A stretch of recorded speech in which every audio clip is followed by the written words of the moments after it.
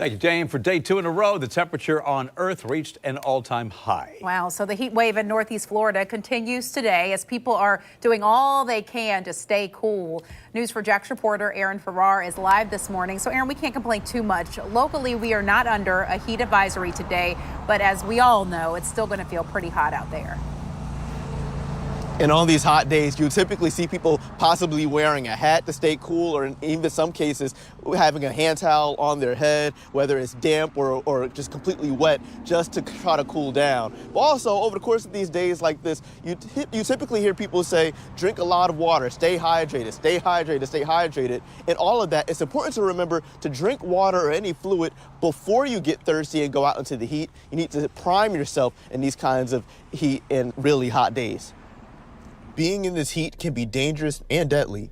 It is important to know where your children are and make sure your kids or your pets are not left in cars. News4Jax meteorologist Mark Collins says it does not take long for someone to have a heat stroke. Just 20 minutes is all it takes to get up close to like 120 degrees in the car. People think that heat-related deaths are usually just in the summertime, but it's a year-round thing. According to the National Weather Service, there have been 9 heat-related deaths for children under 5 years old in the United States who were left in hot cars. 4 of those happened in Florida. Our younger and older folks are who we need to look out for as the temperature rises.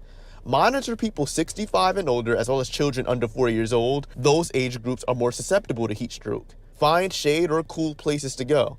There are places available, especially for those who may not have access to air conditioning. There's always the library. There's always cool places to go that you can go into an indoor shopping mall.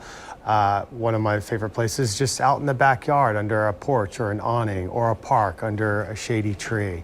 Try to get someplace outside of your home, especially if you're elderly and you can't open windows and you don't have the AC. Do whatever it takes to protect yourself from this dangerous heat. So the peak heat hours are between 11 o'clock in the morning and all the way to 7 o'clock at night. And of course, we know it's probably inevitable for us to not be out in the heat for some capacity. The big thing is not being out in the heat for long periods of time. Reporting live, I'm Aaron Farrar, Channel 4, the local station.